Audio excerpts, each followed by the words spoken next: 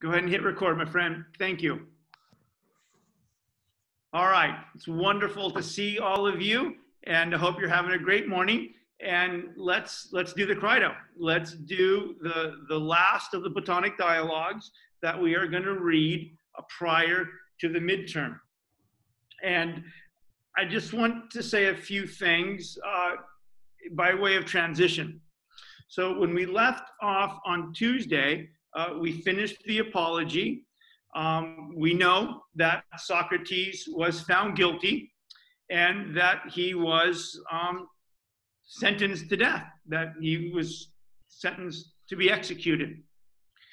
Now, under normal circumstances, under normal Athenian legal circumstances, death penalty cases would normally have been executed, literally, the following day.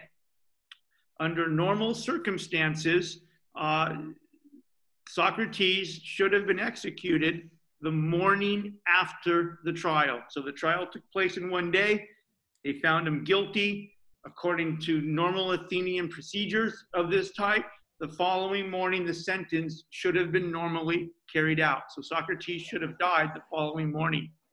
But again, a fascinating historical event takes place that is in an interesting way related to the tribal conception of justice. We've been talking about this tribal conception of justice in and out throughout the first part of this course. And what happens, Socrates' trial coincides, the actual trial of Socrates coincides with a religious event, a kind of an important religious event that had to do with the loss of a battle. There was actually an Athenian diplomatic and religious group at sea, literally at sea, and they were sacrificing to the gods for an event that had taken place during the Peloponnesian War.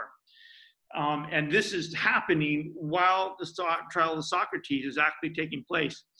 And while this religious procession and this kind of religious event, this very important religious event, and this kind of sacrificing and this praying is taking place while the people a part of it are out to sea, Athens is afraid of executing Socrates.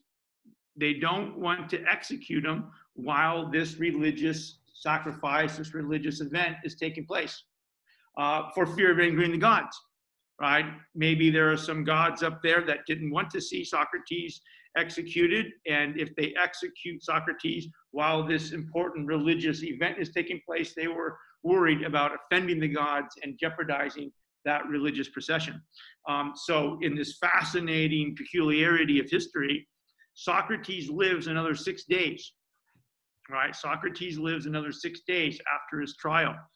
And the city is waiting for the religious procession to return to Athens before they execute him, right? So Socrates should have died the following morning, but there's an important religious event taking place, and the city waits until that event takes place.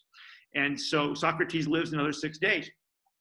And it's during these 6 days that the drama that provides the context for the Crito takes place, right? So Socrates is alive for another 6 days, and because he's alive for another 6 days, the events and the drama that result in the dialogue that we're reading unfold. So what happens? What happens during these 6 days that the city is waiting for the religious procession to return to Athens? Well, what happens is that a handful of Socrates' very wealthy aristocratic / oligarchic friends, who are ashamed and humiliated that the trial against Socrates took place, that Socrates was found guilty, and that Socrates is now going to die, right? A group of very wealthy, powerful influential aristocratic friends of Socrates, Crito being one of them, Plato's uncle, Critias, being another, a group of very wealthy, powerful aristocrats in Athens, conceive of a plot to raise money. They each pitch in a lot of money, and they conceive of a plot to raise a great sum of money, use that money to bribe the guard at the jail, and arrange for a boat to take Socrates and Socrates' family away from Athens and take them to Thessaly. Right? And so during this 6 days, Crito, along with Plato's uncle Critias, are plotting, and they've raised money. Crito and Critias and some others have raised a great deal of money. They have arranged a scheme to bribe the guard.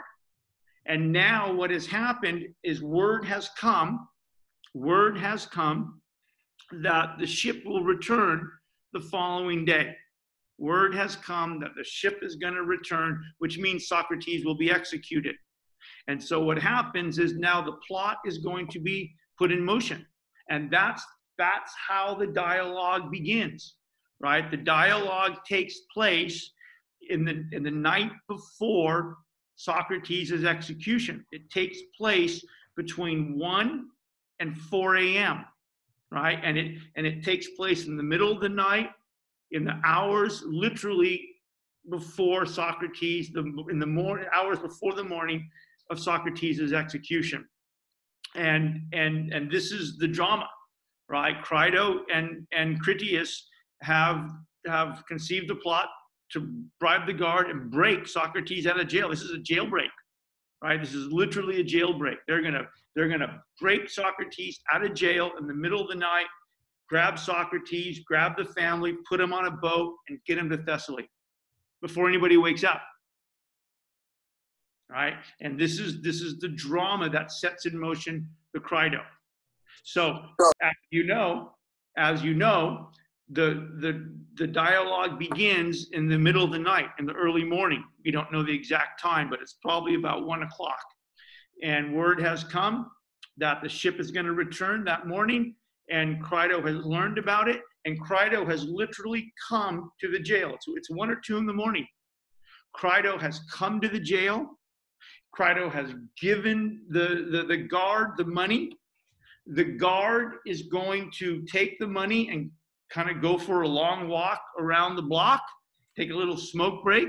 And while the guard is away, Crito is to come into the jail, wake Socrates up, and take him. Right? And so that's the plot. That's the context, and it's really profound. The Crito, the background context for the Crito is a jailbreak, which in and of itself is fascinating, right?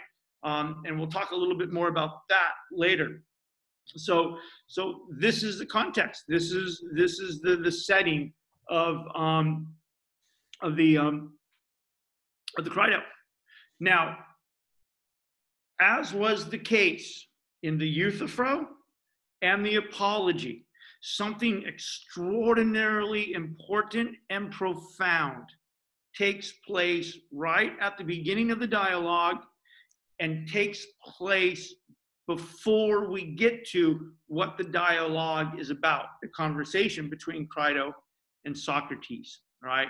And so we need to talk about that before we get to actual dialogue between Socrates and Crito. And by the way, this is the kind of the esoteric meaning of the dialogue. This is kind of the deeper, quiet meaning of the dialogue. And so remember, this is a jailbreak. Crito, this is a plot, right? Crito and Critias are committing a crime, right? This is very dangerous, right? They've conceived of this plot. They've raised some money. They've bribed the guards slowly ahead of time. word has come that the boat's going to arrive the following morning, which means Socrates will die, and now they have to act. And they've put the plot in motion. It would make a great Netflix movie, right? They've put the plot. This is the jailbreak, right? This is one of the first great jailbreak movies, right, of Western civilization. Right? They're going to break Socrates out of jail. How crazy is that, right? If you didn't think this could get any more crazy, it just went more crazy. Crito's going to break Socrates out of jail. Right? You got to love this. And so this is a kind of dramatic moment.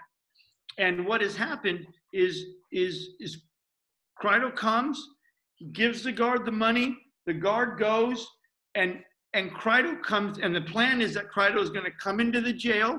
He's going to wake Socrates up, and they're going to split, get the family, get on a boat, go to Thessaly. And one of the most profound things happened.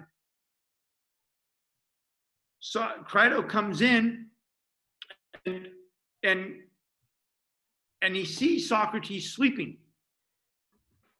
Crito rushes into the jail cell where Socrates is, and he sees Socrates sleeping. And this kind of surprises him, because Crito thinks maybe Socrates will be anxious that he's about to die, nervous that he's about to die, because surely Socrates has heard also that the boat is returning. The word about it would have spread, right? So in a way, Crito half expects to see Socrates up, anxious about his death, maybe writing something, even though he never wrote anything, but just up. Crito kind of expects to see him up. And when Crito comes into the jail cell, he doesn't find Socrates up. In fact, he finds Socrates sleeping. And not just sleeping soundly and deeply and peacefully, snoring away. And when Crito comes into the jail and he finds Socrates sleeping like this, he's shocked, right? He's shocked by it. He expects Socrates to be up. He expects Socrates to be anxious. He expects Socrates to be nervous. And here and by the way, this is an anxious moment too. This is a jailbreak, for goodness sake, right? And so Crito comes rushing in, and he finds Socrates sleeping very, very deeply, right? And he's shocked.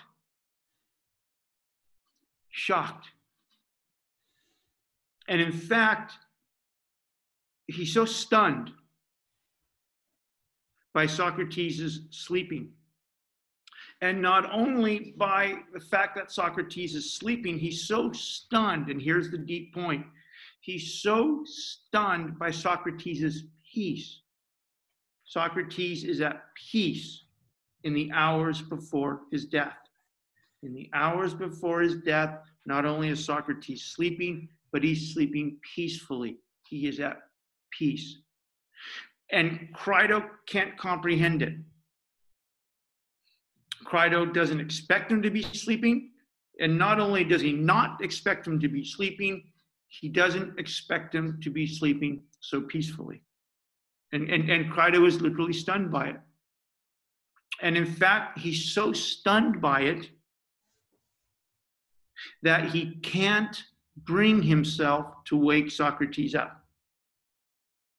Right? Which is fascinating and funny, right? Because this is a jailbreak. Right? Crito's come, given the guard the money. The guard's going to go for 5 minutes, right? But at some point, the guard's going to come back, right? This can't not happen. It's either going to happen right now or it's not going to happen.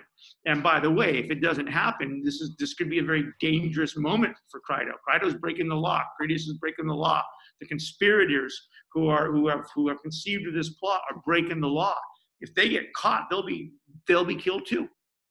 So this is a really heavy moment. And this is what's so profound about the dialogue. Is Crito comes in to break him out, finds Socrates sleeping, peacefully, and he's stunned, and he's so stunned he can't bring himself. Crito can't bring himself to wake Socrates up. So in one of the most surreal and profound moments in Western civilization, right? Because how the hell do you explain this? in one of the most profound and surreal moments in Western civilization, Crito gets a stool. He pulls a stool up and he sits down. He sits down and he's going to wait for Socrates to wake up. Maybe he's hoping the guard will give him, 20 minutes, let Socrates wake up on his own. Maybe he feels his presence or something, right? But Crito pulls up a stool, sits down, and watches Socrates sleep. He's so stunned by the peace, right? And why is this the esoteric moment, right? What does this mean? First, Crito didn't expect Socrates to be sleeping. He expected him to be up, anxious, worried about his death. Two, he's never seen anybody so peaceful in the hours before his death. And while Crito sits there and waits for Socrates to wake up, there's just this silence. There's just this silence. And so one, why is this important?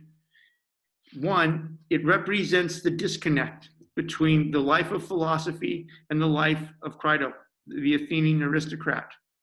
Socrates is at peace. He's prepared to die.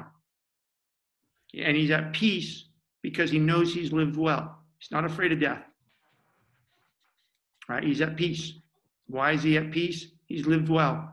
Philosophy has prepared him to die with peace.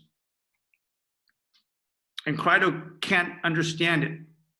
He's never seen somebody at such peace, which means that there's this disconnect ultimately between the philosophical life and the life of the city, the political life.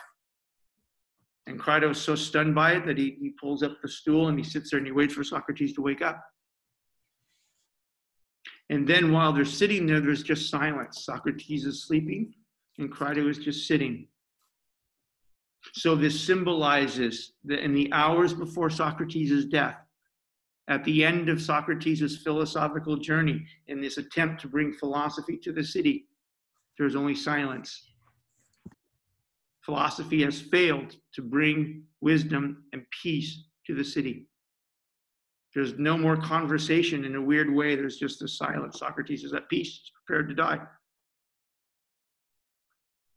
He's at peace because he lived well. Crito doesn't understand it because Crito has led a life of acquisition and vanity and power, pleasure. He's an aristocrat. And while they sit there, there's just silence. Until Socrates wakes up, there's just silence. And this silence is representative of the end of the conversation in a weird way. And so, finally, Socrates wakes up. And right on the first page, Socrates says, Socrates wakes up and he says, Socrates says, what the hell are you doing here? He says, why have you arrived at this hour, Crito? What are you doing? It's like 2 a.m. And Crito says, it certainly is, right? And Socrates says, what time is it? And Crito says, just before daybreak. And Socrates says, well, how is it that the guard lets you in the prison? What the hell's going on? And Crito says, well, he's accustomed to us because we've bribed him. Right? And Socrates says, have you just come? Or how long have you been here? Right? What the hell are you doing here? Why didn't you wake me up? And how long have you been? Right? If this wasn't so dramatic, it'd be funny. Right? Socrates says, well, how long have you been here? And Crito says, fairly long. Right? I've been here a while. And Socrates says, then why didn't you wake me up instead of sitting beside me in silence? You can all start crying, right? So dramatic. And Crito says, no, Socrates. I could not willingly, he says, nor would I myself willingly be in such great sleeplessness and pain. And here it is. He says, but I have long been, because they've been friends. Crito and Socrates have been friends for 70 years. And he says, I have long been wondering at you, perceiving how pleasantly you sleep. I've been sitting here watching you, wondering how is it that you sleep so peacefully, that you sleep so pleasantly. And he says, and I kept from waking you on purpose. I couldn't bring myself to wake you up. You were so peaceful. I've never seen someone so peaceful. I couldn't bring myself to wake you up, Crito. And he says, and Crito says, and I kept from waking you on purpose so that you would pass the time as pleasantly as possible. And here is one of the most important passages in 3,000 years of political philosophy.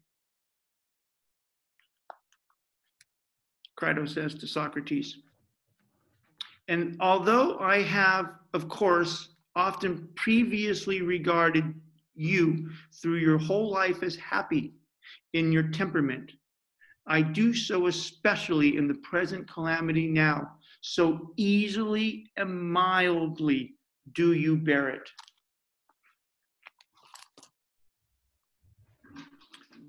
Crito says to Socrates, I'll paraphrase, we've been friends for 50 years, is what he's saying. And he says, and Crito says, I've always thought of you as happy. I've always thought of you as happy. But never in my life, in the hours before your death, have I seen you so peaceful, so content, so happy. So easily and mildly do you bear it. And this is, in many ways, the point of political philosophy.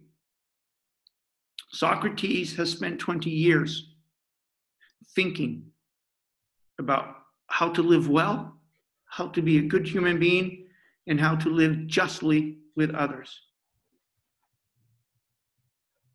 And through that life, he has become happy. He's got kind of a contentment, a peace of mind. And because he has a peace of mind, because he has a kind of contentment,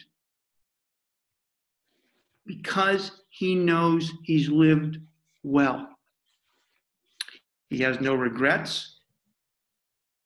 He has no skeletons in the closet. He has no debts that must be paid, emotional or spiritual or financial. He's at peace. Philosophy has given him peace. Peace has made him happy. Happiness has prepared him to die, and to die well. And this is the deep fucking part of philosophy. Because this dialogue happens in the hours before Socrates is going to die. And he knows it. Okay. And he's at peace. But many people aren't as lucky as Socrates. Sometimes we die. We don't see it coming. Every day. It could be your last, every hour, every day. Nobody knows. Nobody has an idea. And if this, God forbid, is going to be your last day, if this is going to be your last hour, what is the state of your mind? What is the state of your soul as you face your death? Do you go to your death with anxiety? Do you go to your death with regret? Do you go to your death with fear?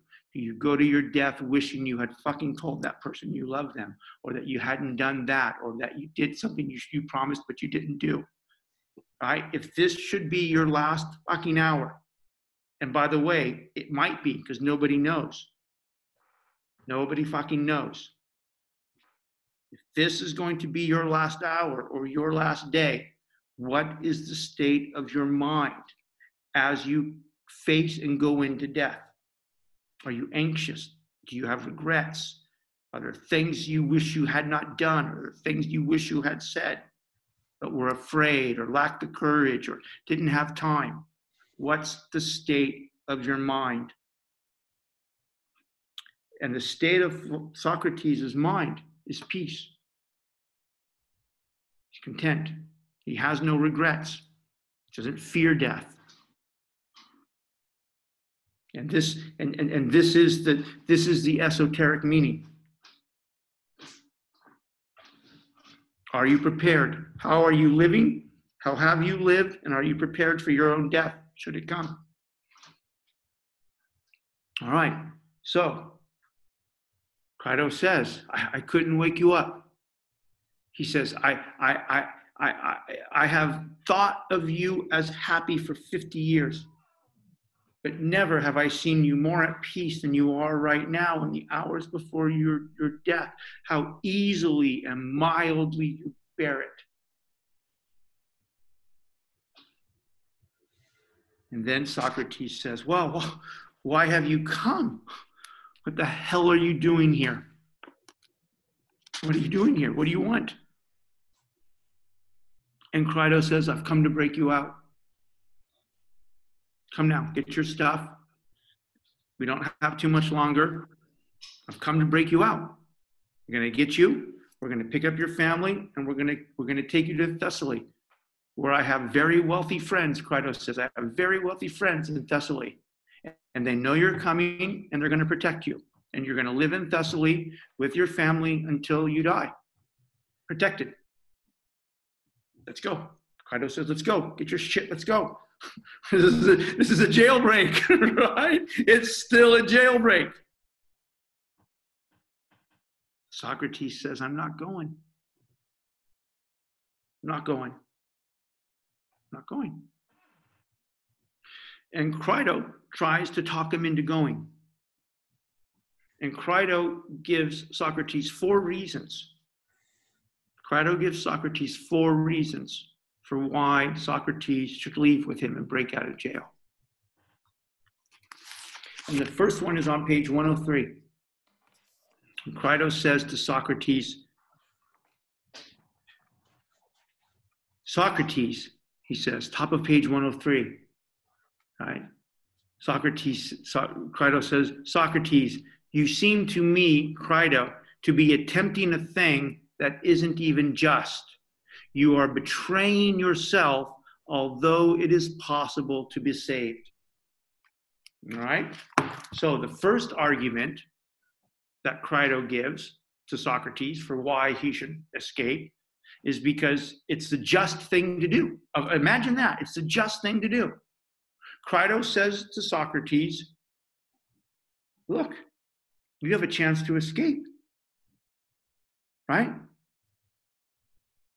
The guard's been bribed. The way is open. The friends in Thessaly are waiting. You have a chance to escape. You have a chance to escape and live. You have an obligation to yourself, Crito says to Socrates, to do this. In fact, this is what Crito calls justice. Crito says, you seem to me to be attempting a thing that isn't even just. You are betraying yourself, although it is possible to be saved. So Crito believes, from his Homeric point of view, that under anybody, under circumstances in which they're facing death, given an opportunity to save themselves, certainly would. And not only would they do it, but it would be actually just. Crito, at the end of the day, when you boil everything down, Crito actually equates justice with self-interest and self-preservation. Right? This is what he says. You seem to me to be attempting a thing that isn't even just. You have a chance to save yourself. You have a chance to live. If you don't take that chance, you're betraying yourself. And you're, in a weird way, Crito says you're being unjust. So Crito reduces justice to self-interest and self-preservation. Justice is reduced to preserving one's life.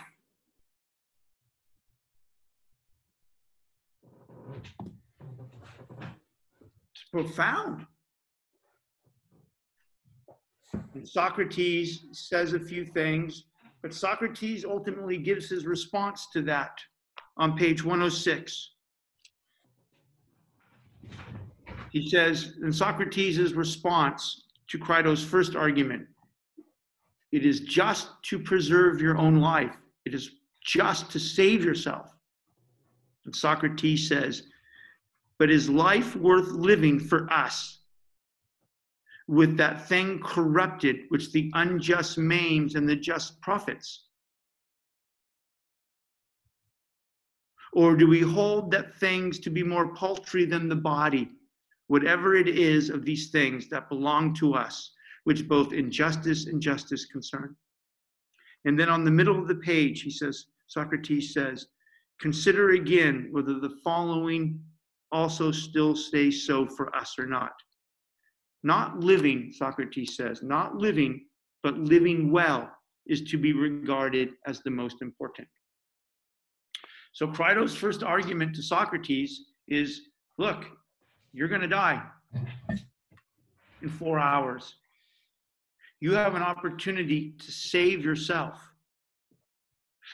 If you don't take this opportunity to save yourself, you are betraying yourself, and it's not even just. You're doing something unjust to yourself. Which means, again, for Crito and the city, the point of view of the city, Crito and the Homeric traditions, from a certain point of view, justice is reduced to self-interest. Justice is reduced to self-preservation. And again, so if you wanted some evidence for why the city is in crisis, how do you have a city when really the traditions equate justice with self-interest, justice with self-preservation? And by the way, sounds kind of familiar, by the way, but I don't want to get into any discussions right now about that. By the way, Crito's argument that justice is self-interest and self-preservation is alive and well right now in America, 2 weeks out of the election. You don't have to go too far to find somebody in current American politics who thinks exactly like Crito. Justice is self-interest and justice is self-preservation. Save yourself. Right? And again, that's how Crito is alive right now in America. And Socrates says, look, Crito, the purpose of life is not just to extend life. The purpose of life isn't just to prolong the number of days we are alive. The purpose of life is to live well. And if we can't live well, if in order to continue to live, if in order to extend the days that we are alive, we do something unjust, we corrupt our souls, we corrupt ourselves, then life has no value. The purpose of life, Socrates says, is not simply just to live another day, another week, another month. That's not the purpose of life. The purpose of life is to live well. So Socrates refutes Crito's first argument.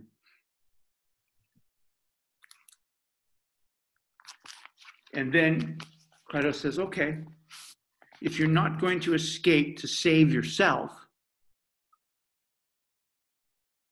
right, then do it for your children. Right? Do it for your children. You have an obligation to your children. He says a couple, again, on page 103, a couple lines down. In addition, this is Crito, in addition to the things I've just said, you seem to me at least to be training your own sons too, whom you will leave and abandon, although it is possible for you to nurture and to educate them. Right? So Crito says, okay, if you're not going to escape to save yourself, then do it for your kids. You've got 2 kids, and they're still teenagers. Socrates had kids late in life, right? And Crito says, okay, if you're not going to do it for yourself, do it for your kids. You have kids. Let's go. Let's break out. Let's get your family. You've got responsibilities to raise your children. Do it for your kids. And he says, Crito says, as far as it lies in you, they will do whatever they happen to do by chance. And chance will bring them, as is likely, just the sorts of things that usually happen to orphans when they are orphaned. And Socrates' point to this, and it comes one page later, and it's very profound. Socrates' point to this, he says, look, Crito, I've raised my children, and I have given them everything I can. It is now my time to die. And it is now the responsibility, it is the time and the responsibility of my children to become who they're going to become. It is time for my children to acquire a moral life on their own. And this is extraordinary. Because what it means, and what Socrates is saying, is that all of us, every human being here, you and I, everyone, all of us have a moral responsibility to figure out who the hell we are and to live well. And we have a moral responsibility to figure out who the hell we are, what does it mean to be a human being, and how do we live well, regardless of our circumstances. Regardless of our circumstances. This is what Socrates is saying. I've raised my children, now I'm going to die. That can't be helped, that can't be fixed. I have done the best I can for them, but now, in my absence, as I die, in my absence, it is my children's responsibility, just like it is every human being's responsibility, to become philosophic, to figure out who they are, what is human nature, how do they live well, and how do they live well with other people, how do they live justly with other people. Now, here's the pain, here's the difficult part. Here's the tough love part. We are very fortunate if we happen to be the children of Socrates, or the children of Plato, or the children of good parents. If you and I happen to have been blessed with a parent like Socrates, or a parent like Plato, or just good parents in general, if you and I have been blessed with people who have been present and able to help us on that philosophical path, you and I are extremely blessed. But chance is chance. And if you haven't been blessed with a Socrates as a parent, if life has dealt you some fucked up cards and some difficult cards and some challenging cards and some hard cards, if they've dealt you a broken family, if they've dealt you dysfunctional parents, if they've dealt you poverty, right? Because not everybody has a parent like Socrates. I didn't have a parent like Socrates. My father, my whole family on my father's side comes from an organized crime family. My father killed fucking people. Spent 12 years in the Illinois State Penitentiary for attempted murder. Almost killed my mom. Beat her up while she was pregnant. Dead, 53. I'm now older than my father when he died. Sometimes you have parents like Socrates, sometimes you don't.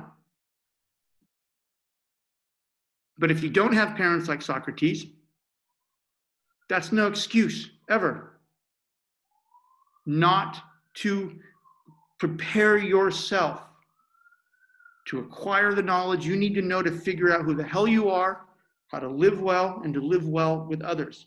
And that's what Socrates is saying to Crito. Crito says, look, if you're not going to break out and save yourself, do it for your kids. And Socrates says, I love my children very much. I've done everything I can for them. They're now teenagers, and I'm going to die. Nothing can change that. And now they must figure it out. They must figure it out. Everybody must figure it out. Socrates says, so I'm not going. It's time for them to figure it out.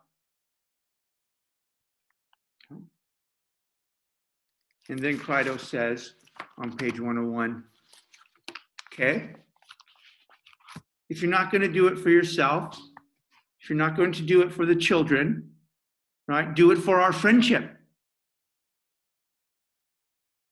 And this is a very heartbreaking moment in the dialogue, right? Crito says, do it for our friendship. He says, on page 101, he says, look, Socrates, obey me, come with me. Even now, obey me and save yourself, Crito says, since if you die, Socrates, this is what Crito was saying, if you die, Socrates, for me, it is not just one calamity, apart from being deprived of such a companion, a friend, that I will never discover again. So Crito says, do it for me. Do it for our friendship. We've been friends for 50 years. If you die, I'm going to lose the friendship.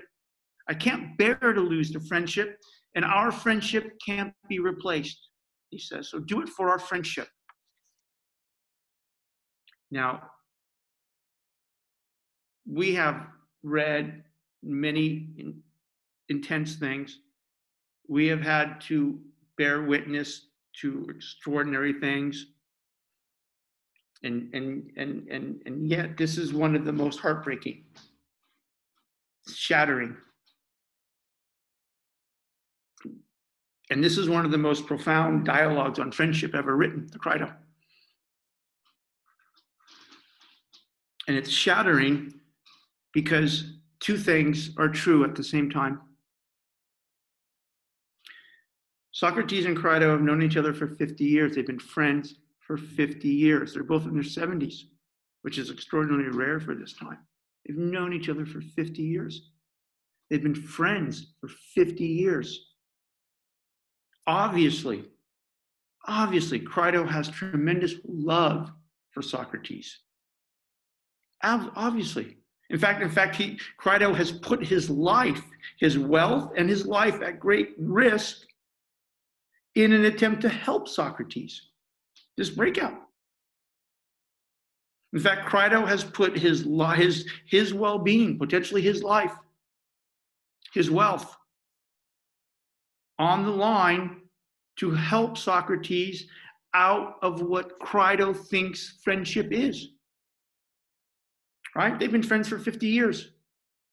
Crito's risked his life, spending all of his money to break Socrates out of jail in the name of what? Friendship. Crito thinks that he is being a good friend. Crito, and they've known each other for 50 years. And Crito loves Socrates. Crito is doing what he's doing out of friendship for Socrates. And yet, here's one of the most shattering moments, right? The most painful moments about Crito and Crito's notion of friendship. It turns out, and this is the two things true at the same time. One, Crito loves Socrates and they've been friends, and yet at the same time, Crito has come and is asking Socrates to do something, break out of jail, that if Crito really knew Socrates, if Crito really understood Socrates, if Crito was really his friend at a deep level, Crito would have known perfectly well that Socrates wouldn't go. So Crito loves Socrates, is doing what he's doing out of friendship for Socrates. But Crito's notion of friendship is flawed. And at the end of the day, if Crito really knew who Socrates was, if Crito really knew, fucking understood, pay attention, really knew why Socrates had just spent the last 20 years of his life doing what he was doing, Crito would have known. He should have known that there's no way in hell Socrates was going to do what Crito wants him to do, break out of jail.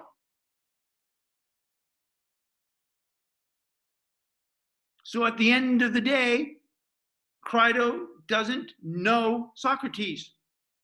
They've been friends for 50 years, but they don't know each other. They don't understand each other. Right? And this is staggering because I don't want to throw too much shade on Crito. Crito is who he is. That's the problem. He is who he is. But even he is who he is, he still has love for Socrates. He's risking his life. He's risking his well-being. He's risking his wealth out of what he thinks friendship is. Taking care of the brothers, taking care of the family, taking care of the people. No matter whether you break the law, no matter whether it's just or unjust.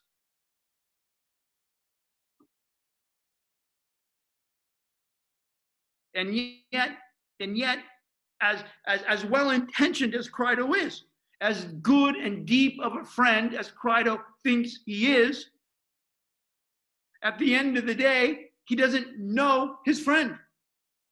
Because if he knew Socrates, if he was a friend at a deeper level, whatever the hell that means, he would have understood perfectly well that there's no way in hell Socrates is going. So he never would have come to ask him.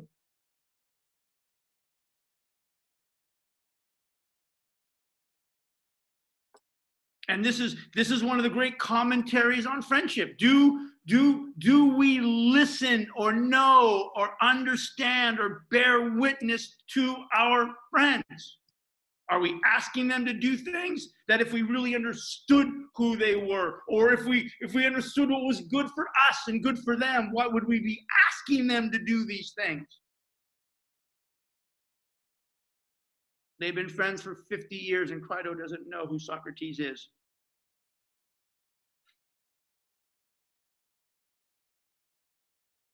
And then Crito says, to back this up, on page 103, right in the middle of the page, he says, look, do it for our friendship. Choose just what a good and manly man would do, particularly if one has claimed to care for virtue through your whole life. Staggering. And then the fourth reason that Crito gives Crito says to Socrates, you must break out of jail for my reputation. You must break out of jail for my reputation. And what he means by that is that, as I said, a group of Socrates' wealthy friends, led by Crito, have put together some money. And they've conceived this plot. Say it's $5,000. So I'm just making that up, but they've put together this money that they're going to use to bribe the guard. And they put it together, and Crito has it, and Crito goes to the jail, gives it to the guard, and Crito gets Socrates, get the family, and they go. And everybody that's a part of the plot just simply assumes that Socrates will go, right?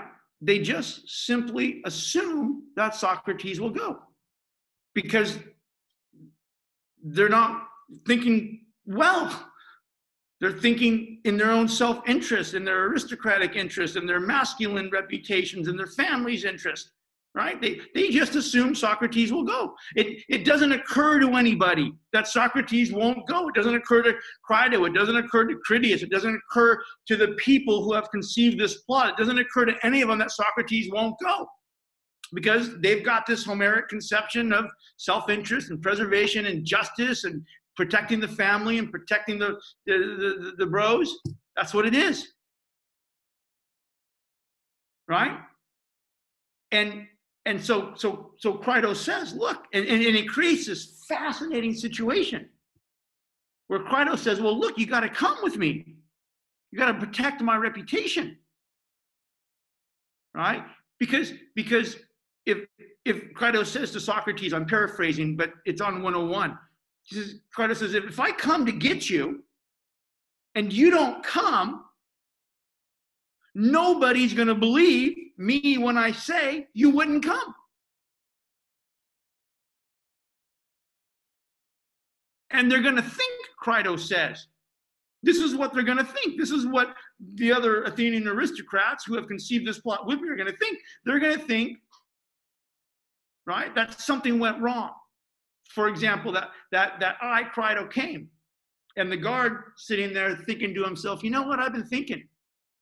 Hypothetical conversation between Crito and the guard. I've been thinking, you're asking me to break the law. And if people find out, I'm going to get killed. Not only are you going to be killed along with Socrates, I'm going to be killed. You're asking me to do something really serious. And yeah, you know what? Last week I said 5,000, but you know what? Now it's 10. Now it's 10. Now it's 15. Pay up or forget it. Deal's off. That's kind of what they're talking about. That's what Crito was talking about. Says if I take the money and I go to the jail and I don't come back with you, one, nobody's going to believe me that you wouldn't go. I'm going to go back and they're going to say, where's Socrates? Why isn't he gone? And I'm going to say, fuck, he wouldn't go. And they're not going to believe him. They're going to think something would happen, that the deal went wrong. Maybe the guard asked for more money, but I, Crito, wasn't willing to pay at that moment. So I let you die. So Socrates says, fuck, come with me. If you don't come with me, it's going to destroy my reputation. And that's what he says on 101. I will also, this is Crito in the middle of page 101. I, Crito, will also seem to many, those who don't know you and me plainly, to have been able to save you if I had been willing to spend more money, but not to have cared. And yet, what reputation would be more shameful than to seem to regard money as more important than friends? For many will not be persuaded that you yourself were not willing to go away from here, although we were eager for it.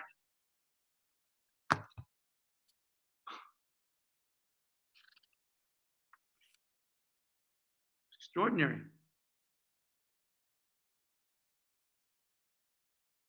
Now, this whole thing about aristocratic reputation. Crito is saying you must come to protect our reputation. And there's a kind of this is a kind of point, not just personally for Crito, but in this tension between the aristocrats and the demos, right? There was this civil war going on between the oligarchs and the aristocrats and the emerging demos, the working people, the new democratic Athens. And you see some of this going on page 103. And Crito says to Socrates on 103E, 45E, Crito says to Socrates, and he's speaking for himself and his aristocratic friends, for my part, I, Crito, for my part, I am ashamed for you, Socrates, and for us, your friends, that the whole affair concerning you will seem to have been conducted with a certain lack of manliness on our part. And he gives 3 examples. First, the way the lawsuit was introduced into the court, even though it was possible for it not to be introduced. Right? So Crito is saying, you know what? If we had been real friends, if we had been real men, if we'd been real aristocrats, this whole lawsuit would never have happened. Because we would have sent some boys over to knock on Miletus's door and say, hey, Miletus, let me make you an offer you can't refuse. Right? He's saying the case should have never come to court because we should have taken care of it. We should have taken care of Miletus. Then he says, the way the judicial contest itself took place. Well, okay, even if the case did go, we should have bribed the jury. Right? We had an opportunity to bribe the jury. That's what he means. The way the judicial contest itself took place. And then he says a third thing. And now this, the ridiculous conclusion of the affair. You're going to die. Will seem to have escaped us aristocrats, completely because of a certain badness and lack of manliness on our part, since we did not save you, nor did you save yourself, although it was possible and feasible if we had been of even the slightest benefit or friends. So this is extraordinary. Right? Crito in his aristocratic manliness and his aristocratic friendship is ashamed. Right? The trial should have never taken place. They should have sent Meletus swimming with the fishies. But okay, it did. And then we had another chance. We should have bribed the jury. But now, for God's sake, they're going to kill you. It's, we're not aristocratic. We're not manly if we don't save you. So Crito's last answer, okay, if you're not going to save yourself, if you're not going to do it for your kids, if you're not going to do it for your friendship, do it for our kind of reputation, our manly aristocratic reputation. So again, think of all the ways Crito was thinking. And Socrates goes back and forth. So the next several pages, Socrates is explaining why he's not going to go. Some of the reasons that we've already talked about. And they're going back and forth. And then finally, there's this moment.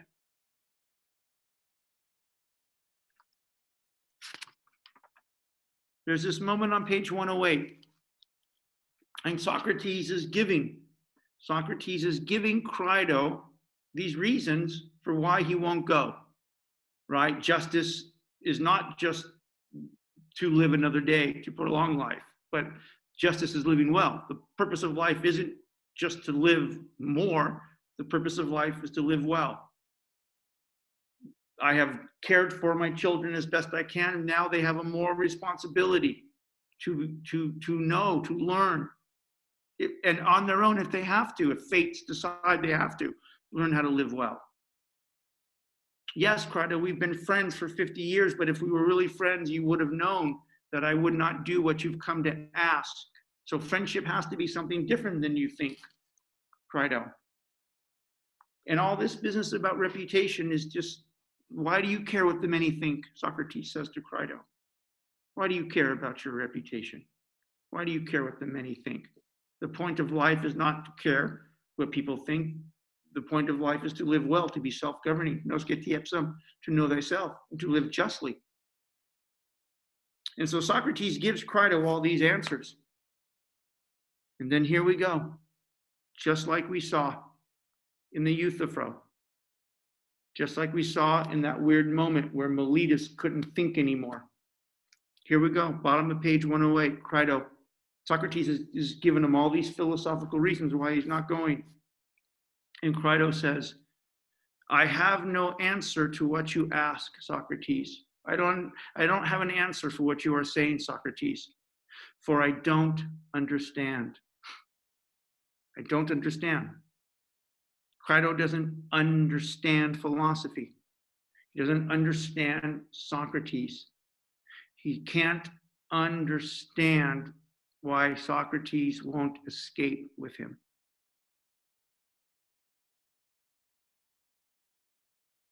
And then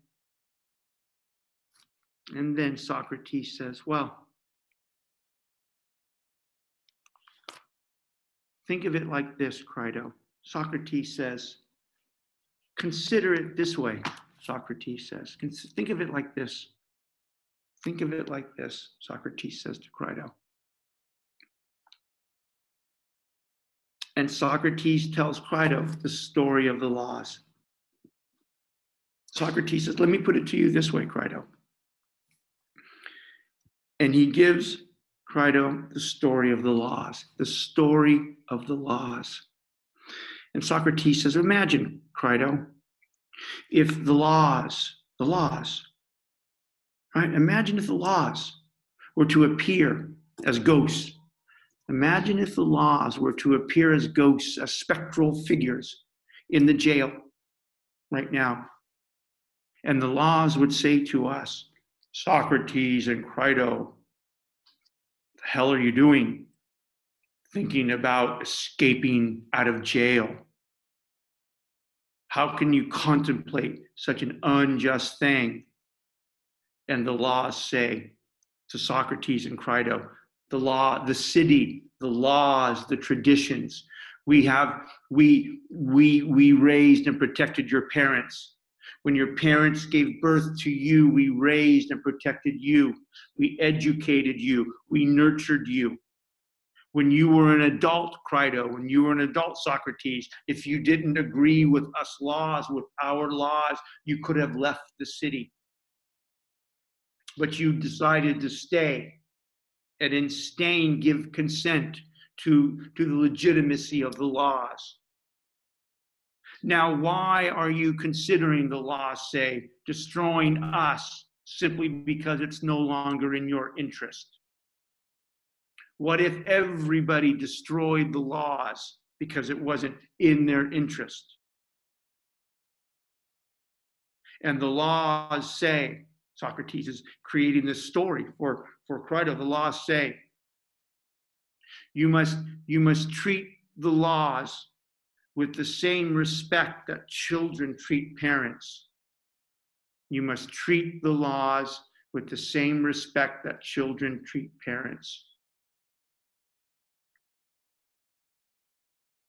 Okay, again, heartbreaking. Socrates gives this story to Crito, the story of the laws. Does Socrates believe the story of the laws? No. In fact, Socrates has spent 20 years trying to refute exactly that account of the laws and why people should just blindly follow them.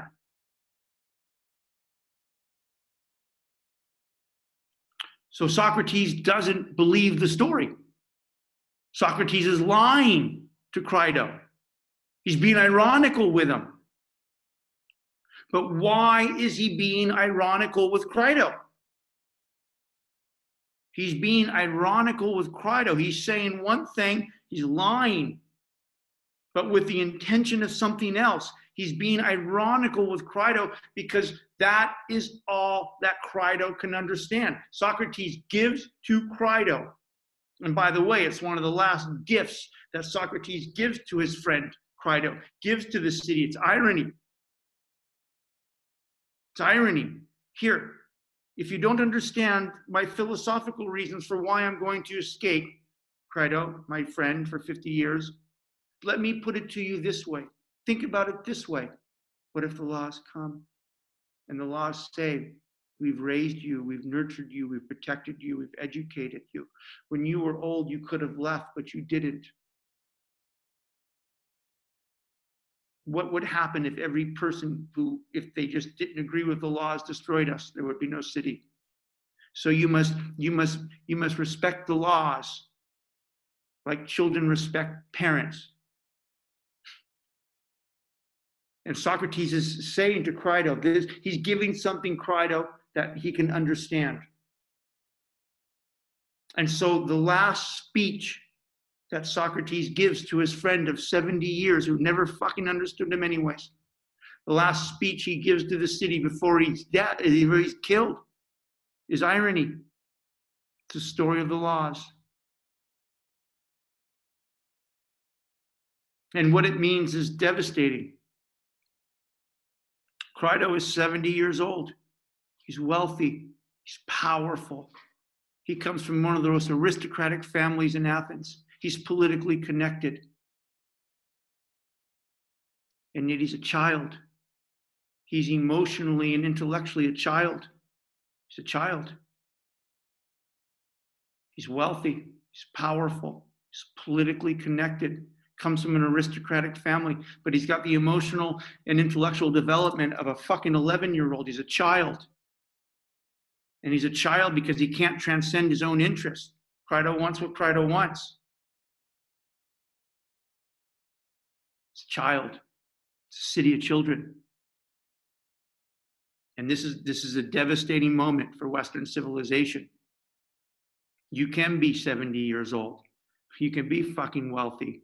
You can be politically connected. You could come from aristocratic families. You can have all this goddamn privilege and still be emotionally and intellectually a fucking 8-year-old, a child. And here's the here's the real crisis. We have a city of children. But the adults who are wealthy, politically connected, coming from aristocratic families, coming with this privilege, right? They're still emotionally children, intellectually children, and they're dangerous. They're dangerous because they have power. They're dangerous because they have this privilege. And Socrates gives to Crito the story of the laws because that's all that Crito could understand, in the hopes that Crito will believe him in some way, leave him alone, and let Socrates die. And that's what happens. Crito goes home, and Socrates dies. All right, and then you get to take a midterm. Good job, you guys. Don't forget, pop into the review session if you want to tomorrow at 8. If not, we'll see you. No class on Tuesday. I look forward to your midterms, and a good job. Much love. Thank you.